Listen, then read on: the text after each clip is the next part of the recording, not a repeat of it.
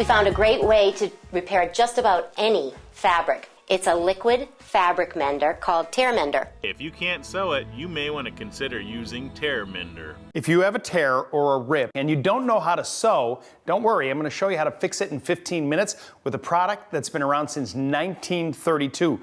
We like Tear Mender, and the Valley of Chicago is not going to be able to produce it forever. We need another entity to help produce this product so it's available to its favored customers off into time.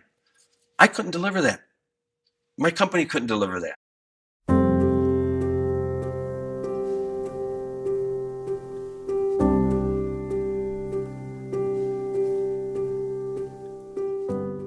I'm Jerry Sosmosky, and today I have the pleasure of talking about a product, a man who developed it, and his family who helped grow it. The product is Tear Mender, but the man is Val Sosmosky. In his youth, an avid reader, self-educated man, who among his aunts and uncles seemed to have answers, was able to help find answers for a lot of questions they had. And they started to refer to him as the Bish because in their youth, the person who knew the most in the community was either the priest or the bishop. So that's why that phrase was brought onto this package to carry this product called Tear Mender, a product he actually invented. The guy we're talking about today is my father, Val J. Sosmosky, and we're going to call him the Bish from now on. The story starts really in 1901, when he was born, raised on a dairy farm in Wisconsin. And what he did was he fell in love with a product called BK powder. It was powdered chlorine, which was God's gift to farmers at that time because it allowed for sanitation and reduced a lot of death among the livestock because they could heal wounds easier with it. Went to that company in Madison, Wisconsin when he was 21 years old. And they interviewed with them, they hired him, and they moved him to Macon, Georgia. Concurrent with his time in the Southeast and in Georgia, the carpet industry had moved from New England to the Southeast, areas like Dalton, Georgia. And what they'd done is reinvented the carpet manufacturing processes. They started with broadloom carpet, and they were weaving fiber in among jute, 10-foot wide strips of jute. And what they were looking for is some glue or mechanism to hold that fiber into that jute backing so they could sell these long rolls of carpeting. The technology of latex adhesives started to really grow in the Southeast for this purpose. So the Bish, in his travels in the South, became aware of this glue technology. And while he was not in the carpet business, he could see a use for it from his youth on the farms and in agriculture and in industry. So he started to do bucket chemistry. He wasn't a trained chemist, but he was an extremely well-read person so that he could actually develop an adhesive. On the farms, all the grains were transported in burlap bags, and they would rip and tear. And he found that original compound that would glue the rips and the tears of the burlap. It would glue the leather that was used on power to transmit power from tractor to thrashing machine. And he had all these natural fiber things, and the Tear Mender, as he called it, tear grease, would glue those things together without needle and thread and do it fast. So that's what the farmers liked, and that's what grew the initial part of the business. My father's heritage was Polish, and a Polish word for tiger is tigris. And this was a phonetic takeoff of powerful like a tiger. It grips like a tiger. And that's why he called it tear grease. But with that crazy name, they started to sell this material all over the Midwest and all the grain-producing states, from southern Kansas all the way up into the grain-producing provinces of Canada. So it became a real farm and industrial success after a lot of hard work. Trade show after trade show, county fair after county fair. They were able to get this product established. It worked. That's why it took hold. So the company, Valet Company, which means he and his brother and his sister are producing this product, but it was only one portion of their business. It never was more than 15% of their business. They had many other enterprises, from poultry and egg products to large animal health care to dairy supply. The Mender just went along as one of the many items he had in his various catalogs and his various presentations. The one product that seemed to carry through was this tear grease. It built a following, and people came back to it and found many, many more uses for it. Keep in mind, he starts a business in 31. That's only 2 years after the Depression started. So he's building this business through very hard times, but he was saving people money by this glue being used to repair the things and extend the life of everything they owned. So that was the benefit in the Depression. This was the money-saving device that farmers could use to help extend the life and the use of tarps and the leather power takeoff, and even their own apparel, and the burlap bags, and all the things that are used around agriculture in the 30s.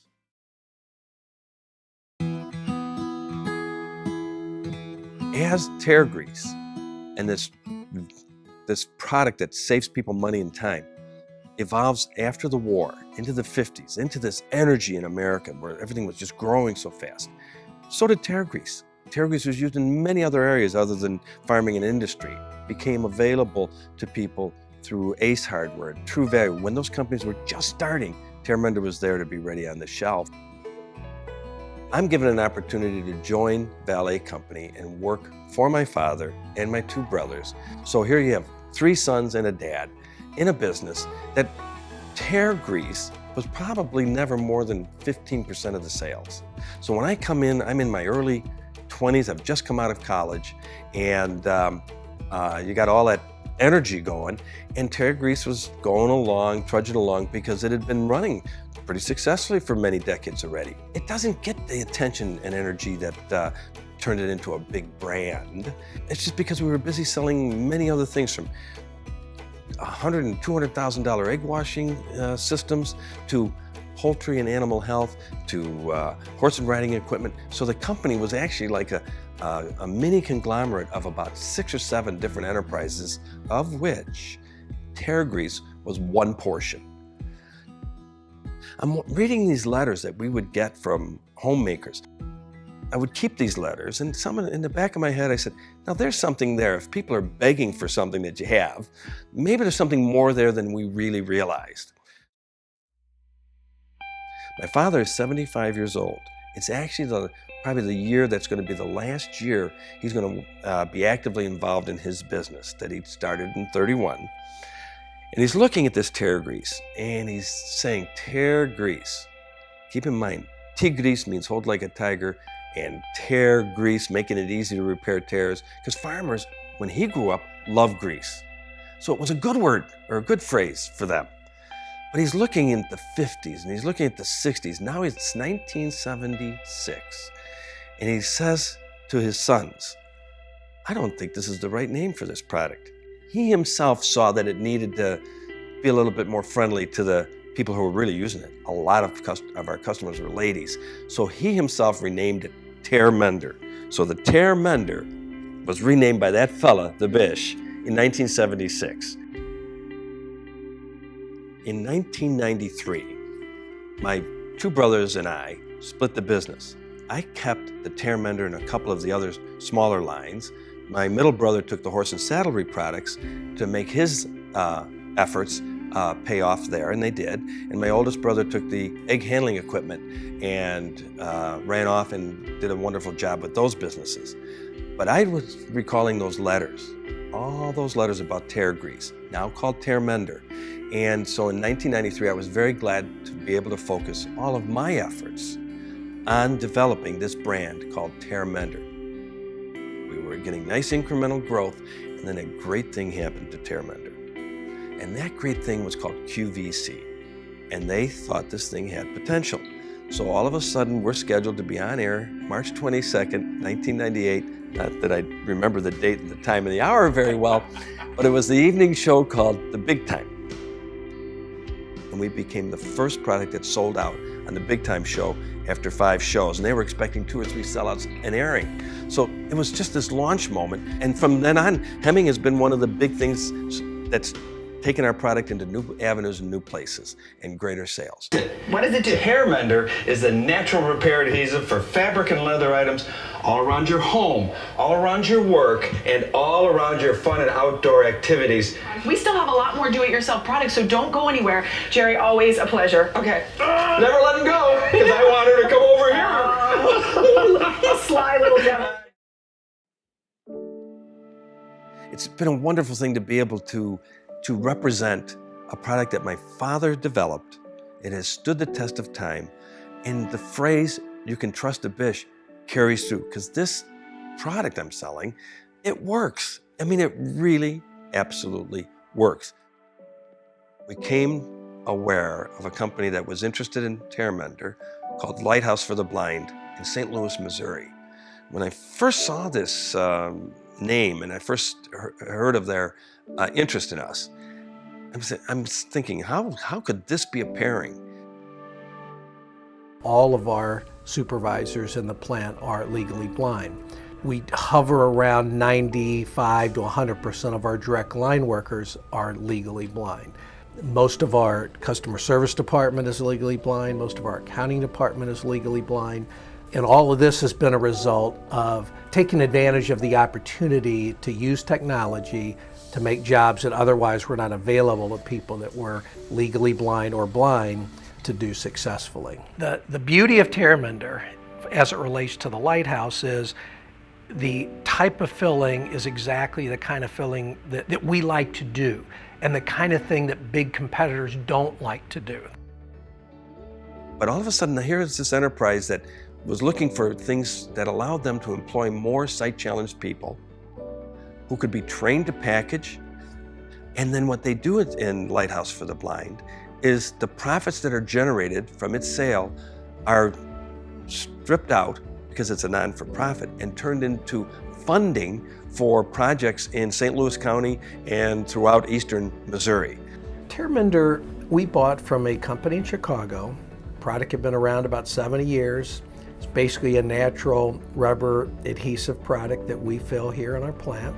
We are now expanding that product to having an all-purpose adhesive, and we are looking for that as an opportunity to grow, well into the future. We were able to hire 5 people just from that acquisition.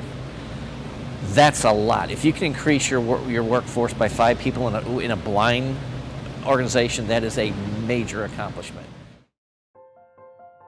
I'm thinking, oh my, this is such a wonderful marriage of the mission of Lighthouse for the Blind and the inside mission of the developer of Tear Mender, the Bish, because that was really how he operated in his life, and now his product is going to continue on beyond me. Sales are already up by us having more resources to apply towards the sales and distribution efforts, but we also have increased our earnings, which has enabled us to help grow our outreach programs as well. So it absolutely satisfied the mission in many different ways. It truly is a family story that has moved into a great mission story, and it's wonderfully rewarding to have those kind of things happen right in front of your own eyes, that you can see good, and you can see opportunity, and you can see fairness, and you can see a great product. It's Tear Mender, it's the Bish, and it's just been a wonderful journey for me and for my family.